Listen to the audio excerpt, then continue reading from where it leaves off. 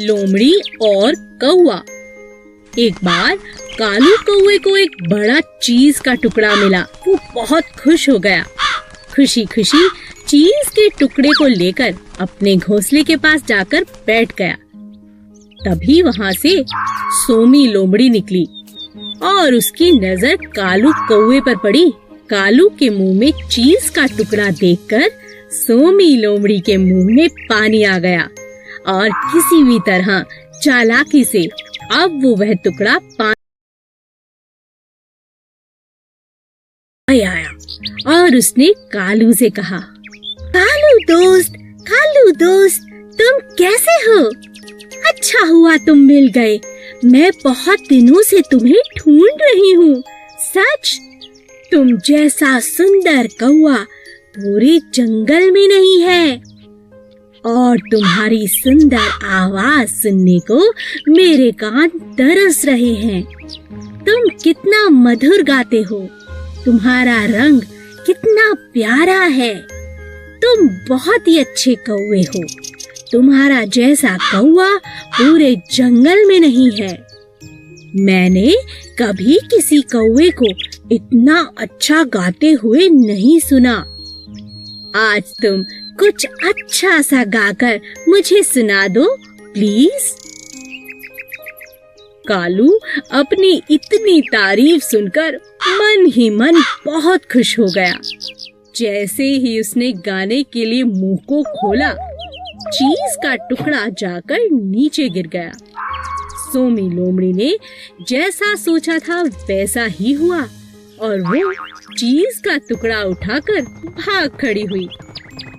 बेचारा कालू। अब कालू को समझ आ गया था कि सोमी लोमड़ी चीज का टुकड़ा पाने के लिए ये सब मन घड़न तारीफ कर रही थी। बेचारा कालू अपने चीज के टुकड़े से हाथ धो बैठा। चींटी और हाथी। रानी चींटी बहुत मेहनती थी। सभी चींटियां रानी चींटी की बात को मानती थीं। मिलजुल कर वे अपना घर बना रही थी। उसी जंगल में अप्पू नाम का एक हाथी भी रहता था जो बहुत शैतान था। वह सभी जानवरों के साथ बहुत मस्ती करता था। जब चींटियों का घर बनकर तैयार हो गया तब वे अपने लिए खाना जमा करने लगी। तुम लोग इतनी मेहनत क्यों करते हो? कितना थक जाते होंगे। मैं अपनी सूंड से तुम्हारे घर को कभी भी नष्ट कर सकता हूँ। ये मेरे बाएं हाथ का खेल है। ऐसा कहकर अप्पू ने अपनी सूंड में पानी भरना शुरू किया। कुछ पानी पिया और कुछ चींटियों पर डाला। रानी चींटी को बहुत बुरा लगा। उसने कहा, हम बहुत दिनों से इतनी मेहनत कर रहे हैं अप्पू, पानी डालकर हमारी मेहनत को बर्बाद मत करो। मैं जो चाहूँ कर सकता हूँ। तुम बहुत घमंडी हो अप्पू।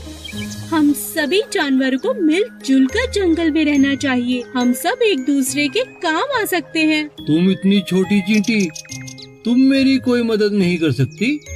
कुछ दिनों बाद जंगल में एक शिकारी आया।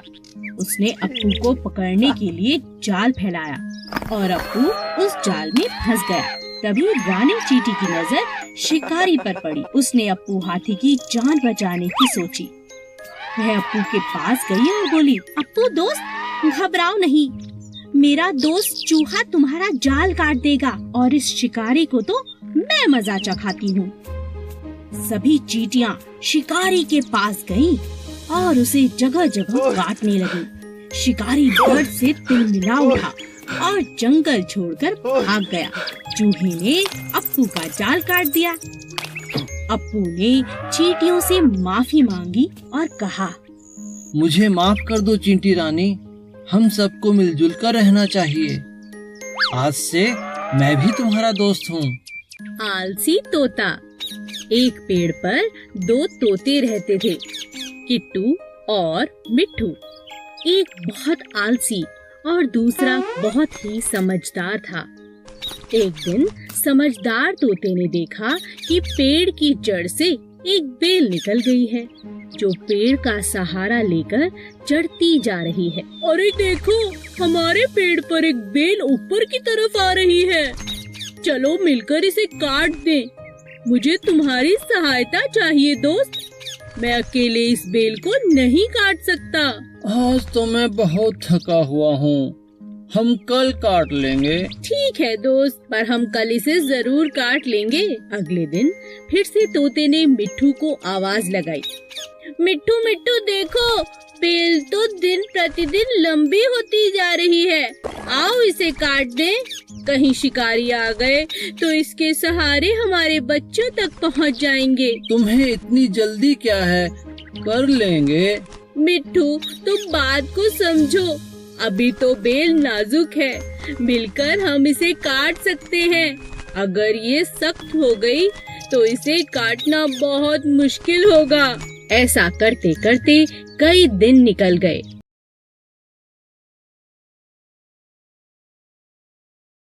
लेकिन मिट्ठू कोई न कोई बहाना बनाकर टाल देता। किट्टू तोता अपने बच्चों को लेकर दूसरे एक ऊंचे पेड़ पर जाने को मजबूर हो गया, क्योंकि उसे पता था कि मजबूत बेल के सहारे कभी भी शिकारी आकर उसके बच्चे ले जा सकते हैं।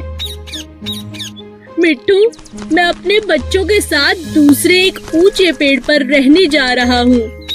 क्या तुम भी चलोगे?